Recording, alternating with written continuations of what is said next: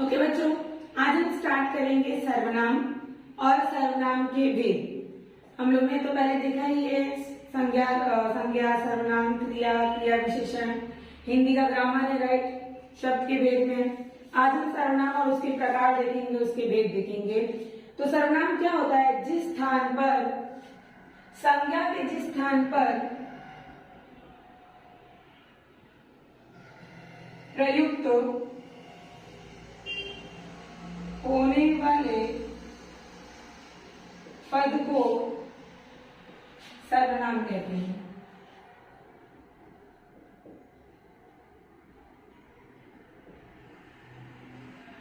संज्ञा के स्थान पर जो शब्द जो शब्द का हम प्रयोग करते हैं उसे हम सर्वनाम कहते हैं। जैसे कि यह, वह, इसे, उसे, तू, तुम, तेरा, मेरा, इसका, मैं, मुझे, ये सारे जो शब्द हैं ये नाम के बदले यूज होते हैं, उपयोग में लाए जाते हैं और इसे हम क्या कहते हैं? सर्वनाम कहते हैं। सर्वनाम के भी बहुत प्रकार हैं, अभी हम देखेंगे आगे। पहला है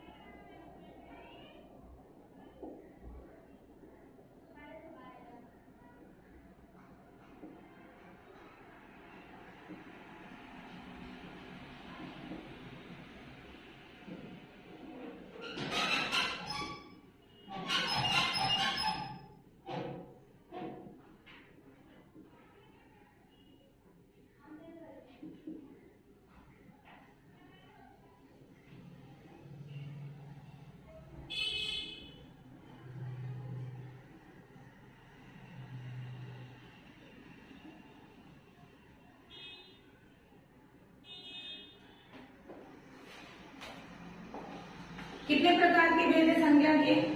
सर्वनाम के 6 प्रकार के भेद है। सर्वनाम के भेद कितने प्रकार के हैं? 6 प्रकार के हैं। पुरुषवाचक सर्वनाम, निश्चयवाचक सर्वनाम, अनिश्चयवाचक सर्वनाम, प्रश्नवाचक सर्वनाम, संबंधवाचक सर्वनाम और निजवाचक सर्वनाम। पहले तो इसका अर्थ क्या होता है मैं वो बता देती हूँ आपको। पुरुषवाचक सर्वनाम मतलब किसी पर्टिकुलर नाम का किसी पर्टिकुलर चीज के बारे में बोला गया हो, राइट। निश्चय मतलब जो फिक्स, एकदम निश्चित हो, 1, 2, 3 बजे, 5 बजे, 1 किलो, 2 किलो, ऐसा फिक्स जो रहता है वो निश्चय। अनिश्चय मतलब जो फिक्स नहीं है, निश्चित नहीं है, कुछ, थोड़ा, लगभग, इस तरह से। प्रश्न मतलब जहां प्रश्न किया गया हो वो प्रश्नवाचक। संबंध मतलब जहां संबंध दिखाया गया हो वो संबंधवाचक। निज मतलब होता है अपना, खुद का, मेरा, मैं, मुझे, मेरे लिए, वो होता है निजवाचक। तो ये 6 प्रकार है सर्वनाम के भेद, 6 प्रकार के हैं। आगे इसकी परिभाषा देखते हैं हम लोग। तो सबसे पहले है पुरुषवाचक सर्वनाम। जो सर्वनाम शब्द किसी पुरुष के नाम के बदले उपयुक्त होता है उसे हम क्या बोलते हैं? पुरुषवाचक सर्वनाम कहा जाता है। ठीक है, जो बोलने वाले, सुनने वाले या जिसके बारे में कुछ कहा जाए ये पुरुष को बोध कराता है उसे पुरुषवाचक सर्वनाम कहते हैं। मैं प्रतिदिन स्कूल जाता हूं। मैं प्रतिदिन स्कूल जाता हूं। जाता बोल रहा मतलब क्या? लड़का, मतलब पुरुष, राइट। मतलब जिस सेंटेंस से, जिस वाक्य से पुरुष होने का हमें बोध हो उस वाक्य में जो सर्वनाम होगा वो पुरुषवाचक सर्वनाम होगा। जिस वाक्य से हमें पुरुष होने का बोध हो उस उस वाक्य का जो सर्वनाम होगा वो पुरुषवाचक सर्वनाम होगा। क्लियर? ठीक है। अब दूसरा हमारा है निश्चयवाचक सर्वनाम। क्या है? निश्चयवाचक सर्वनाम। निश्चयवाचक सर्वनाम मतलब होता है जिस सर्वनाम शब्द से पास या दूर किसी वस्तु अथवा व्यक्ति का निश्चयात्मक बोध होता है। निश्चयात्मक अर्थात फिक्स, एकदम निश्चित है, यही है, उस चीज का बोध होता है, उसे निश्चयवाचक सर्वनाम कहते हैं। जैसे कि निश्चयवाचक सर्वनाम का प्रयोग पुरुष की तरह ही किया जाता है, लेकिन निश्चित रहता है वो। जैसे कि यह मेज बड़ी है, यहाँ से हटा दो, फिक्स है, ये मेज छोटी, यह मेज है, इसे हटा दो नहीं, अब मेज कैसी है, बड़ी है, छोटी है, ये पता होना चाहिए।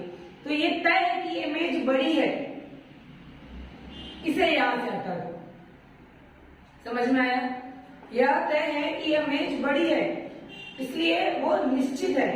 और भी है, जैसे कि वह मकान मेरा था और मैंने उसे बेच दिया। फिक्स है कि वो मकान मेरा था, मकान मैंने बेच दिया, किसका मकान था पता नहीं, तो अनिश्चित हो गया। लेकिन वह मकान मेरा था और मैंने उसे बेच दिया।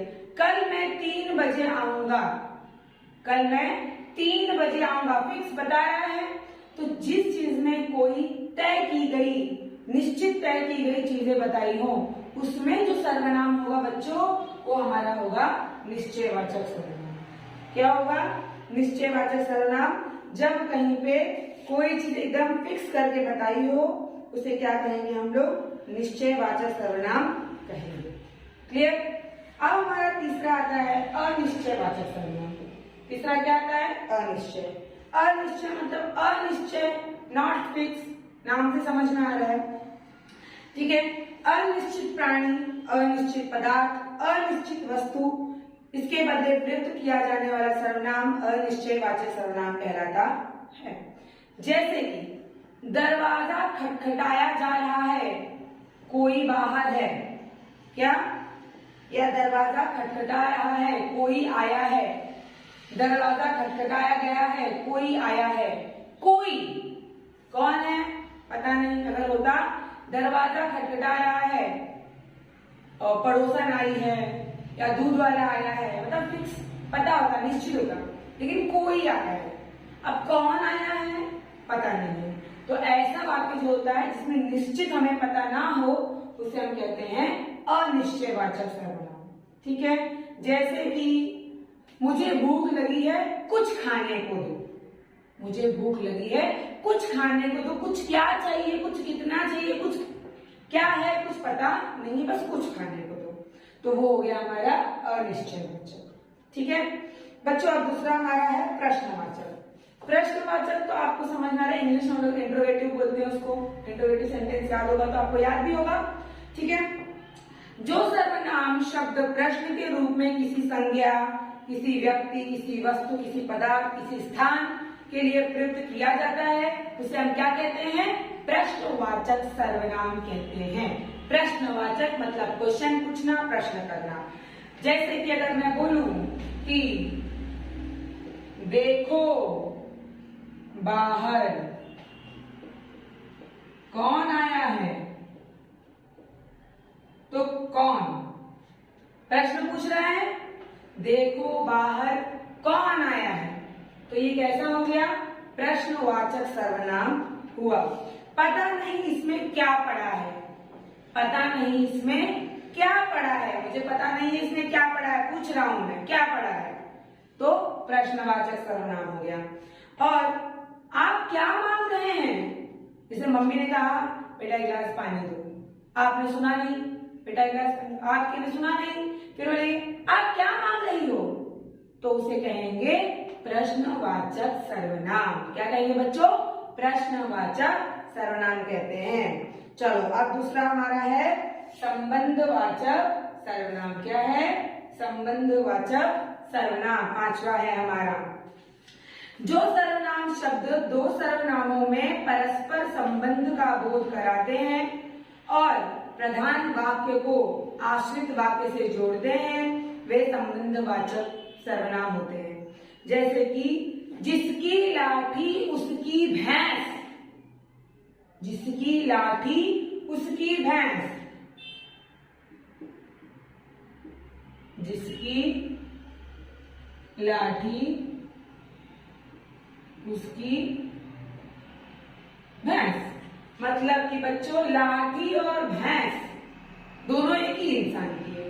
लाठी और भैंस का संबंध उसी इंसान से है, तो जिसकी लाठी उसकी भैंस संबंध दिखा रहा है। ऐसा जो जिसकी उसकी सर्वनाम है, ये कैसा सर्वनाम होता है? संबंधवाचक सर्वनाम होता है। जैसा बोओगे वैसा काटोगे, सुना होगा कहावत, जैसा बोओगे वैसा काटोगे। तो जैसा वैसा ये जो सर्वनाम है ये है संबंधवाचक सर्वनाम। ठीक है बच्चों, अब हमारा एकदम अंत का लास्ट है निजवाचक सर्वनाम। निज मतलब होता है खुद का, मेरा, मैं, मुझे, मेरे लिए। इसे जो अपने लिए जो सर्वनाम शब्दकर्ता स्वयं अपने लिए प्रयुक्त करता है उसे हम क्या कहते हैं? निजवाचक सर्वनाम कहते हैं। क्या कहते हैं? निजवाचक सर्वनाम कहते हैं।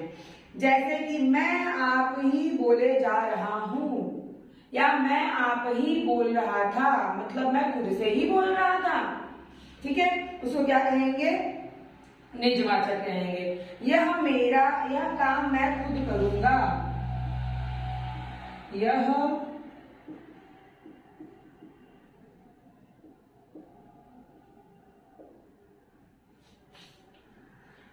काम मैं खुद करूंगा, मतलब मैं खुद ही करूंगा, दूसरे को करने की जरूरत नहीं है। यह काम मैं खुद करूंगा, स्वयं अपने लिए ही प्रयुक्त करना किया गया शब्द जो अगर वाक्य में खुद अपने लिए कोई शब्द प्रयुक्त किया गया है, खुद ही, मैं ही इसे लाऊंगा, मैं जाकर बाजार से खुद सामान लेकर आऊंगा, मैं मेरा काम खुद करूंगा, मेरी पढ़ाई है मुझे करना है। ऐसे जो वाक्य होते हैं जिसमें स्वयं के लिए कोई शब्द, कोई सर्वनाम प्रयुक्त हो, उसे हम कहते हैं निजवाचक सर्वनाम। तो आज बच्चों आपको सर्वनाम के भेद बहुत अच्छी तरह समझ में आ गए होंगे, और अगर नहीं समझ में आया तो आप फिर से देख सकते हैं। कुछ पूछना है तो आप कमेंट में पूछ भी सकते हैं, कोई दिक्कत नहीं है, कोई परेशानी नहीं, बहुत ही आसान है। संज्ञा सर्वनाम के भेद हैं। पुरुषवाचक सर्वनाम है जो पुरुष, जिस वाक्य से पुरुष का बोध हो। निश्चयवाचक मतलब जो निश्चित हो। अनिश्चय जो निश्चय ना हो। प्रश्नवाचक जहाँ कौन, किसे, क्या पूछा गया हो। संबंध मतलब जिसका, उसका, जैसा, वैसा। निज मतलब खुद, मेरा, मुझे, स्वयं। ये सारे शब्द जो हैं ये हमारे संज्ञा सर्वनाम के भेद हैं। ठीक है, और आगे ऐसे ही वीडियोस अपलोड होते रहेंगे। आप लोगों को अगर कोई और ग्रामर ना आता हो, अभी सबकी एग्जाम चल रहे, परीक्षाएं आ गई हैं, तो आप पूछ सकते हैं, मैं वो आपके लिए वीडियो अपलोड कर दूंगी। और दिन ब दिन ऐसे ही कुछ कुछ वीडियो अपलोड होते रहेंगे, सारे ग्रामर के, हिंदी, इंग्लिश, मराठी, जो भी आपको चाहिए बता देना, वो भी डाल दूंगी। तो आप लोग देखते रहिए, सीखते रहिए, और दोस्तों को भी बताइए कि वो भी सीखे। सब्सक्राइब कीजिए, लाइक कीजिए, शेयर कीजिए। Thank you so much.